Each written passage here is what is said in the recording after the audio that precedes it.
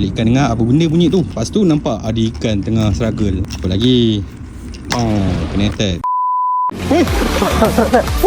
Princess Sotelo. Try. Fish on! Fish on!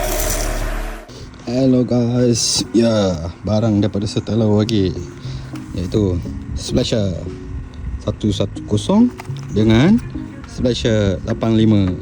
Beza 85 dengan 110 adalah saiz dia. Okay, jom kita cerita pasal yang besar ni dulu. Okay, nampak kan colour dia agresif. Tengok muka dia garang.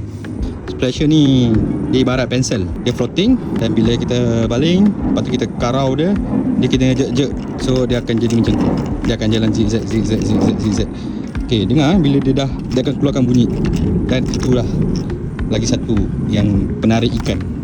Bila ikan dengar apa benda bunyi tu, lepas tu nampak ada ikan tengah struggle kat atas air. Apa lagi? Kena attack. Biasanya Splasher ni digunakan waktu pagi dan petang. Mari kita tengok. Okay, ni dia floating Lepas tu panjang dia 110. Lepas tu dia punya weight 20 gram. Memang berat lah. Tak boleh pakai setup UL. Light pun tak apa sesuai. Dia kena medium light baru okey.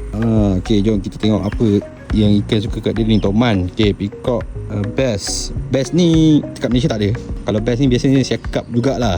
Bass. Snakehead ni haruan dengan toman lah. Trevally ni ikan GT. Barakuda ni ikan pemangsa kat laut. Kita tengok 85 pula. Okay, 85 ni antara saya punya favourite sebab saiz dia tak terlampau besar dan tak terlampau kecil.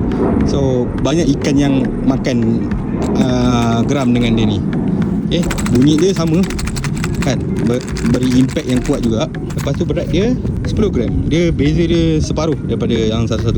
Tapi dekat Malaysia ni untuk semua ikan sembarau ke apa, ambil yang 85 ni. Kalau yang 110 ni mungkin untuk toman, dia more tu ikan yang betul-betul agresif. Kalau kat laut dia okey. Laut GT apa semua tu dia memang okey je saiz 110. Tapi kalau untuk air tawar, better ambil yang 85 ni.